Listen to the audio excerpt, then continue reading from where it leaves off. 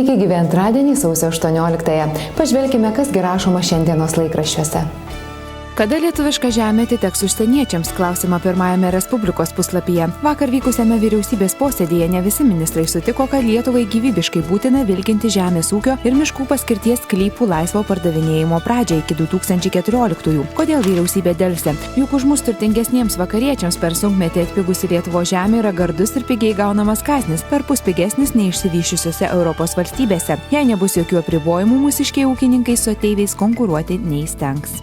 6400 tiek praėjusią savaitę šalies darbo biržose buvo įregistruota naujų bedarbių. Tai pastarųjų mėnesių rekordas. Nuo 2010 rugsėjo kas savaitę būdavo įregistruojama iki 4000. Tai leido vyriausybei girtis, neva šalies ūkis veiksta. Tačiau pastarasis registruoto nedarbo rodiklis mala į miltus optimistinės kalbas apie ekonomikos atsigavimą. Deja, šiandien vos vienas kitas bedarbis išeina iš darbo biržos gavęs darbą.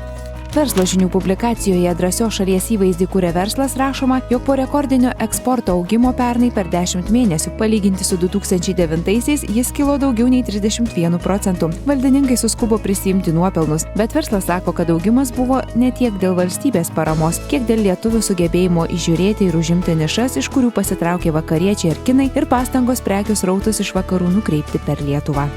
Na ir verslo žiniose žinia kavos mėgėjams. Kinijos siekis pažaboti infliaciją atpalaidavo maistinių žaliavų rinkas. Dar praėjusią savaitę iki 13 metų aukštumų pakilusios kavos kainos pajudėjo žemyn. Lietuvos prekybininkai tikina, kad šiemet dėl prasto derliaus žaliavą auginančiose valstybėse kavos kainos vartotojams ir toliau didės. Kava kainuos brangiau nei pernai. Lietuvos rytas klausia, ar pavyks atgaivinti stadiono griaučius. Vilniaus valdžia dar kartą užsimojo padėti tašką amžiaus statybomis vadinamo nacionalinio stadiono istorijoje. Vėl kuriami planai, kuriems įkūnyti reikės 100 milijonų. Dar 1985-aisiais Šeškinėje suprojektuoto stadiono griaučiai numatyti atgaivinti ir anot sostinės vicemero tam planuojama nebenaudoti valstybės lėšų, bet pritraukti privačius investuotojus. Ir anot sostinės vicemero tam planuojama nenaudoti valstybės lėšų, bet pritraukti privačius investuotojus.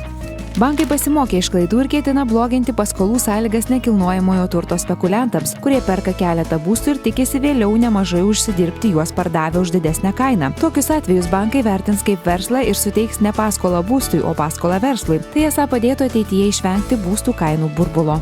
Plačiau apie tai Lietuvos ryto rašinyje nori pažaboti būsto spekuliantus. Kągi šiandien atsisveikinu, geros jums dienos.